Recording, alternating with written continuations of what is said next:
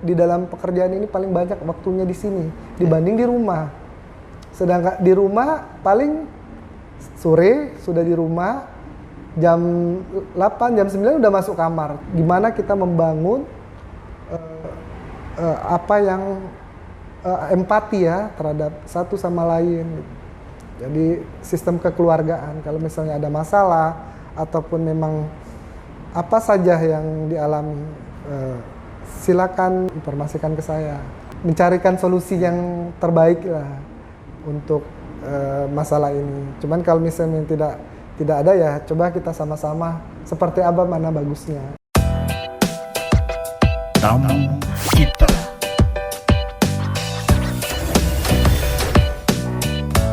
Sahabat kita, jumpa lagi dalam podcastnya Tamu Kita di edisi kali ini. Dan seperti biasa, podcast Tamu Kita kami menghadirkan narasumber-narasumber tokoh yang ada di Batam yang tentunya memberikan edukasi, inspirasi, dan juga motivasi.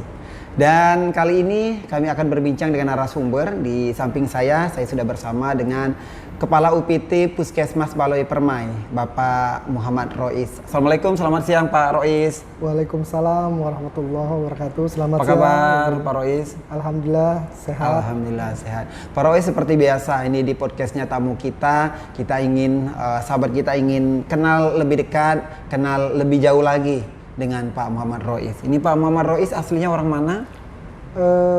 Kalau aslinya sendiri sebenarnya masih bingung juga ya. Soalnya karena orang tua itu nggak asli Palembang. Oke. Tapi saya lahir besar dari Palembang. Bapak ibu yang dari Palembang? Nggak ada. Oh, nggak ada? Merantau. Oh, merantau ke Palembang. Mungkin sama seperti anak saya ya. Seperti saya merantau di Batam. Nanti anak saya orang Batam jadi. Oke. Mungkin seperti itu. Artinya orang tua lama di Palembang? Dari remaja.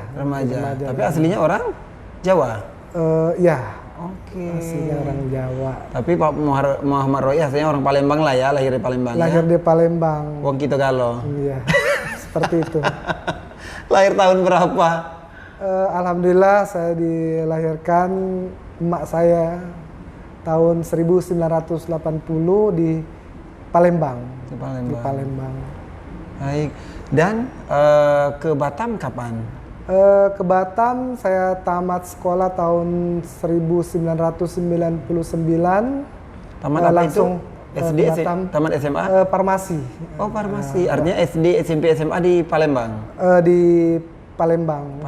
Sebenarnya dulu farmasi itu kan jarang ya yang D3, masih SMF.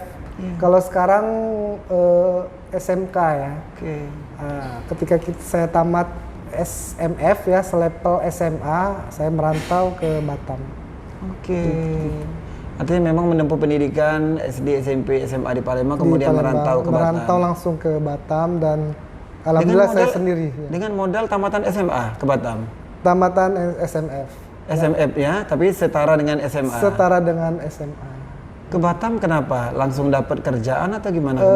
Kebetulan ada teman saya yang sudah duluan di sini. Intinya mereka membawa saya lah ke Batam. Ada yang minta carikan untuk tenaga asisten apoteker. Saya kebetulan memang backgroundnya dari farmasi. Jadi tahun 1999 akhir di Desember itu, di awal 2000 itu saya sudah bisa bekerja di apotek, tepatnya di Nagoya. Nah, di Nagoya di depan Hotel Seruni. Artinya memang dari nol ya berkarir di Batam ya? Iya, begitulah kira-kira. Artinya belum pegawai? Belum. Gimana ceritanya? Pegawai ini dulu saya tahun 2002 saya ketika Puskesmas Baloi Permai baru diresmikan, itu kan ada beberapa yang SDM masih kurang, termasuk tenaga farmasi. Nah, kebetulan ada pembukaan di situ dan itu pun dari teman saya juga. Alhamdulillah saya bisa diterima di Puskesmas Baloi Permai SK pertama saya. Tahun 2002. Pegawai ya? Belum pegawai. Belum pegawai. Masih Honor. tenaga Honda dulu namanya. Honor daerah. Honor daerah. Di Balai Permai itu beberapa tahun, terus saya pindah ke Puskesmas Tanjung Sengkuang. Saya berpindah-pindah memang. Tapi dari puskesmas ke puskesmas yang lain. Mungkin apa karena ada miss, tapi sepertinya tidak ada. Mungkin saya ambil positif tingginya karena dibutuhkan. Saya pernah di Sungai Panas 7 tahun, balik lagi ke Puskesmas Balai Permai, tapi tepatnya di subklinik Pemko ya. Ada di kantor wali kota, sebuah bukan klinik namanya, pelayanan kesehatan. Itu saya hampir 11 tahun di sana. 11 tahun. Honda ya? Enggak. Itu sudah pegawai. Berarti pegawainya dari tahun berapa? Pegawai tahun 2006. 2006. Berapa lama berarti kemarin jadi Hondanya atau mengabdi dari awal? Berarti dari 2002 sampai ke 2005. 4 tahunan ya? Iya, dia 2004 sebenarnya. Cuman karena kita ini adalah honor daerah yang baru diangkat itu memang pada waktu itu memang agak lama ya. Ada tahunan gitu. Tapi di SK dibunyikan tahun 2026. 2006. Berarti merantau ke SMA masih lajang dulu ke Batam ya? Masih lajang. Masih baru tamat sekolah seperti apalah. Tahun berapa berarti menikah? Menikah alhamdulillah tahun 2004. Di Batam dapat orang Batam? Dapat orang sama-sama merantau di Batam. Orang mana asli? Kalau di istri saya orang Payakumbuh. Orang Payakumbuh, orang awak lah ya. Sumatera Barat ya. Sumatera Barat. Baik, udah berapa sekarang punya anak? Rois? Ini dapat keberkahan di tahun lalu di Februari. Dapat anak ketiga yang memang jaraknya sangat jauh ya dari anak pertama. Anak pertama sekarang berapa usianya? Usianya 19 tahun. 19 tahun. Udah gede ya, udah remaja ya?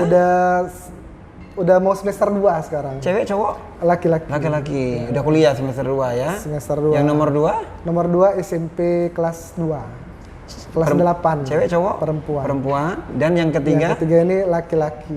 Bayi, umur? 27 ini dia 1 tahun. 1 tahun. 27 Februari. Dapat rezeki lagi ya Pak ya? Dapat rezeki. Dapat amanah. Dapat amanah yang memang ya kita harus jalankan amanah itu, baik pekerjaan, anak, semua harus kita laksanakan, jalani saja. Pak Rois artinya memang bukan asli orang Batam, merantau ke Batam. Ini gimana kalau melihat dari perkembangan Batam, kemudian kehidupan Batam lah ya Pak Rois dari awal tadi diceritakan merantau sampai dengan sekarang, gimana di Batam? Enak betah ya? Selama saya di Batam ini saya beberapa melihat ada perubahan-perubahan yang sangat luar biasa. Memang dari awal saya mungkin bagi pemirsa yang pernah ke Batam di tahun 99 itu seperti apa bentuknya, perumahan tidak sebanyak sekarang, apalagi pertokoan. Nah, disitulah saya melihat beberapa perubahan-perubahan yang memang perubahannya yang positif. Khususnya pembangunannya, apalagi di 10 tahun belakangan ini begitu cepat ya, perkembangannya. Ya, alhamdulillah dari pemerintah pusat memberikan ex officio ya. Jadi untuk pimpinan tertinggi di Kota Batam ini bisa menjalankan anggaran yang mungkin bisa didorong oleh 2 mata anggaran, baik dari Pemko Batam maupun BP Batam. Itu dari segala lini, baik dari segi sarana prasarana pembangunan, jalan, ataupun pendidikan dan kesehatan. Ini banyak perubahan-perubahan yang memang saya lihat. Mudah-mudahan kepemimpinan ke depan ini dapat meneruskan yang mungkin lebih baik lagi. Ya. Baik, ini kita sudah di sesi pertama Pak Rois ya, kita masuk ke sesi kedua. Ini terkait dengan karir dari Pak Muhammad Rois. Tadi di awal sudah saya sebutkan, Kepala UPT Puskesmas Baloi Permai ya. Tadi dari ceritanya, dari Honda, kemudian jadi pegawai, ASN seperti itu, dan Kepala UPT Puskesmas ini gimana ceritanya? Berarti dari tahun berapa menjabat sebagai Kepala UPT Puskesmas? Kalau untuk Kepala UPT Puskesmas sendiri ini dari tahun 2021 seperti 2021 ya. Saya terkadang lupa tahun berapa. Tahun berapa saya jalani aja. Karena ini saya rasa amanah. Berarti ini udah ke 4 tahun berarti? Udah mau 4 tahun jalan? Udah mau jalan 3 tahun sih 3 tahun ya. 3 tahun ya. Mau ke 4 tahun Mau mungkin ke 4 ya. tahun. Mungkin seperti itu. Soalnya saya ingat waktu di 2017 saya dipromosikan menjadi Kasubag Tata Usaha di Puskesmas Baloi Permai ini. Setelah menjalani selama 3 tahun, saya diberi amanah kembali menjadi Kepala UPT Puskesmas Baloi Permai, yang mana yang Kepala Puskesmas yang lama ini, sebelumnya ini dipromosikan menjadi Kepala Bidang di Rumah Sakit Umum Bung Patimah, RSUD Bung Patimah. Dan saya menggantikan, sementara saya menggantikan Kasubag Tata Usaha saya tidak ada, jadi saya jalan saja karena saya sudah terbiasa. Intinya pernah menjadi Kasubag Tata Usaha dari 2000, berarti kalau 2017 3 tahun, 2020 ya, nah, sampai ke 2000 sekarang. Ya. Saya kadang tidak lupa ya menghitung, saya jalani aja yang bagaimana membangun organisasi ini menjadi lebih baik dan masyarakat sendiri pun bisa menilai. Dan memang namanya kita pelayanan ini tidak serta-merta masyarakat merasa puas. Ada memang yang kritikan, saran. Nah itu yang memang saya butuhkan untuk membangun ini. Karena kalau semua yang saya lakukan ini dinilai baik semua, saya rasa tidak mungkin. Kapan ada koreksinya ya? Saya rasa tidak ada mungkin. Apalagi kita manusia ini untuk menilai buruk itu sangat gampang, gitu. Mencari celah seperti itu. Nah itulah yang saya butuhkan untuk membangun organisasi di Puskesmas ini, untuk meningkatkan mutu baik mutu layanan maupun mutu pekerjaan yang ya baik saya dan teman-teman di Puskesmas ini yang lakukan. Pak Rois berapa banyak tenaga di sini? Alhamdulillah untuk sekarang ini totalnya ada 63 ya, 73 orang. Di sini juga ada dokter intensif sebanyak 4 orang. Ada Satpol PP juga dibantu di BKU-an di Puskesmas ini ada 3 orang.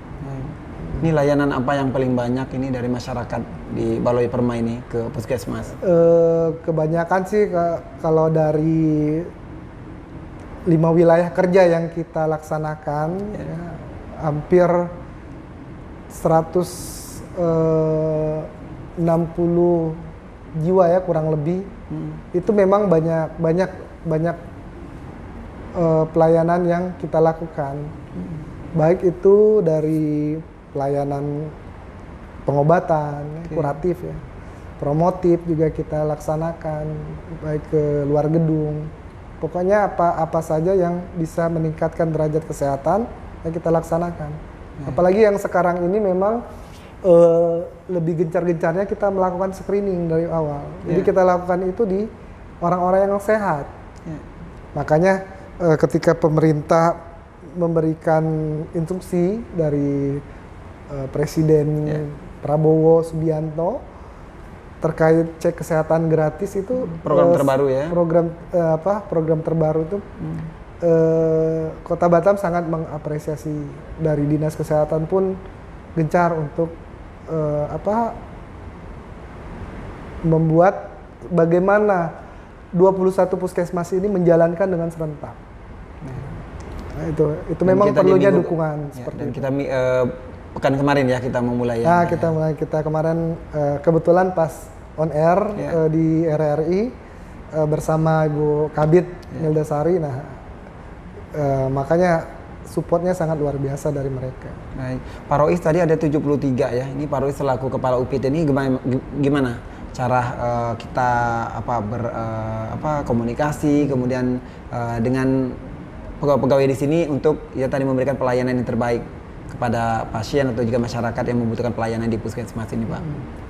Kalau dari Puskesmas Balai Permai ini kami mempunyai mutu layanan. Apa tuh? Layanan prima bernuansa keluarga. Aduh. Jadi apapun yang berkunjung di sini sudah kami anggap seperti keluarga. Oke. Bagaimana keluarga kita datang kita layani seperti apa? Nah, itulah yang kita lakukan ke masyarakat. Apalagi di dalam. Jadi semua saya anggap keluarga. Karena kita ketahui bahwa di dalam pekerjaan ini paling banyak waktunya di sini dibanding di rumah. Sedangkan di rumah paling sore sudah di rumah, jam 8, jam 9 udah masuk kamar. Cuman berapa jam, sedangkan di tempat pekerjaan ini kan sangat menyita waktu dalam bekerja. Nah, itu gimana kita membangun empati ya terhadap satu sama lain. Jadi sistem kekeluargaan, kalau misalnya ada masalah ataupun memang apa saja yang dialami, silakan. Biasanya saya informasikan ke teman-teman, silakan informasikan ke saya. Kalau saja bisa saya mencarikan solusi yang terbaik lah untuk masalah ini. Cuman kalau misalnya tidak ada ya coba kita sama-sama seperti apa mana bagusnya. Baik, luar biasa ya.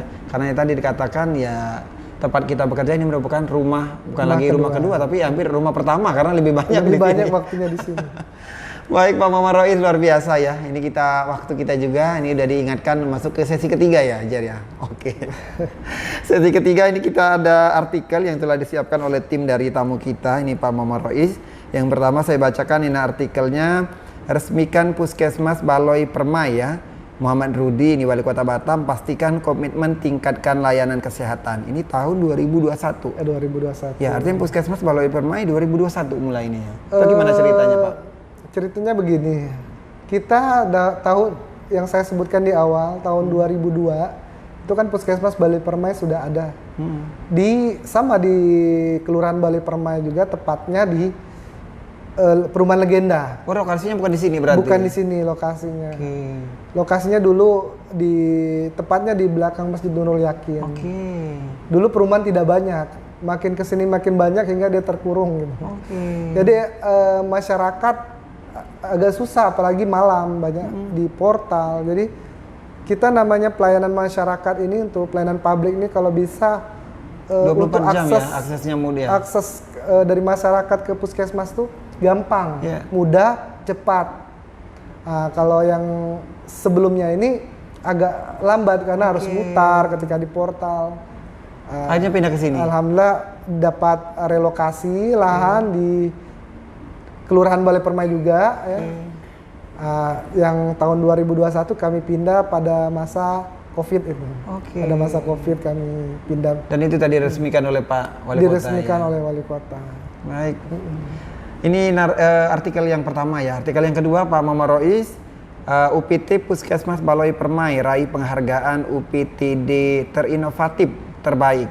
Ini tahun 2023. Ini apa nih ceritanya? Apa penghargaan apa yang kita terima ini? Kebetulan kami membuat inovasi yaitu terkait masalah stunting. Stunting. Gimana hubungannya antara stunting dengan di puskesmas? Gimana? Jadi kami buat namanya ceting dikecapin.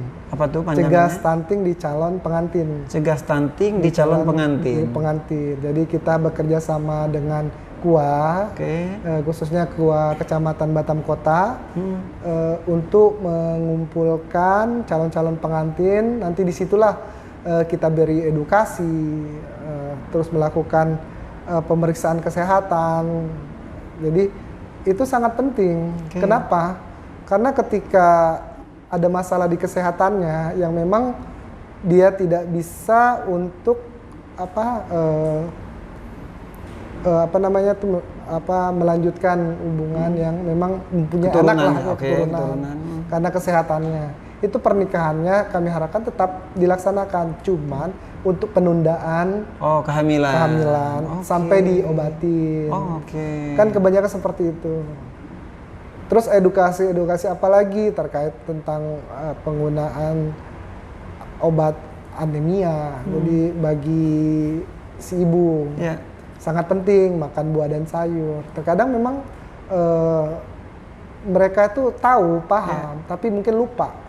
Perlu diingatkan kembali. Nah, disitulah peran kami untuk mengedukasi, memberikan penyuluhan di calon-calon pengantin tersebut. Dan inovasi ini yang belum ada di puskesmas yang lain, cuma di Balai Permai, dan akhirnya kita dapat peringkat pertama. Sebenarnya saya rasa ada puskesmas lain, mungkin penamaannya berbeda.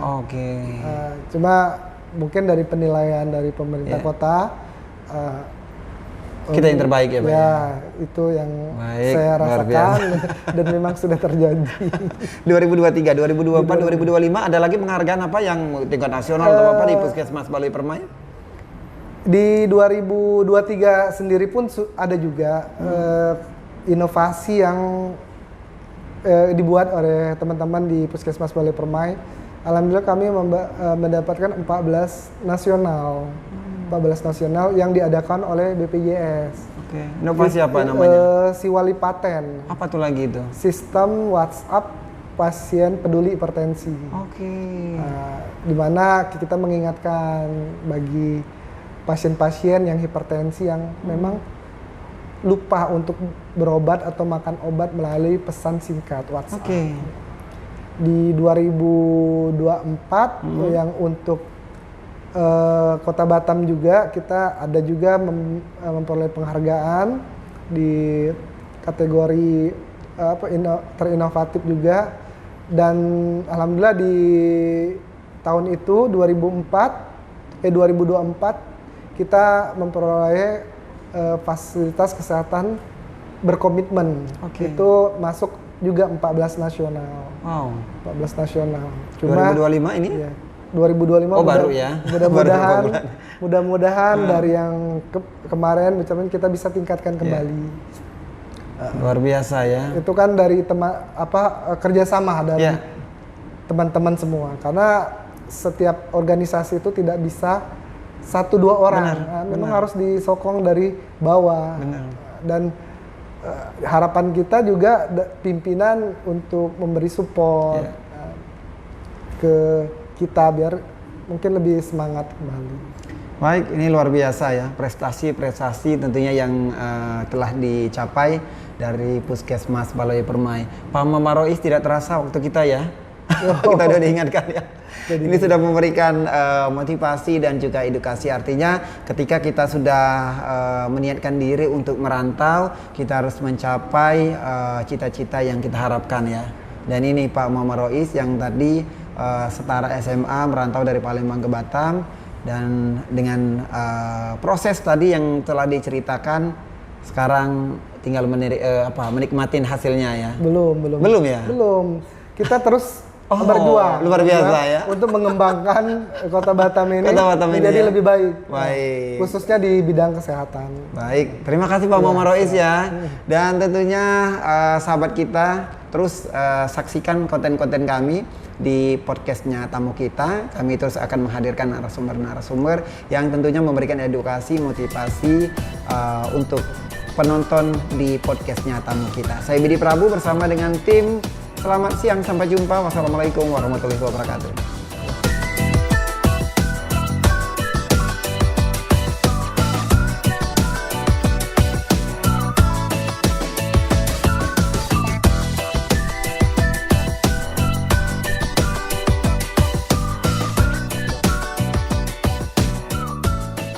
Tamu Kita.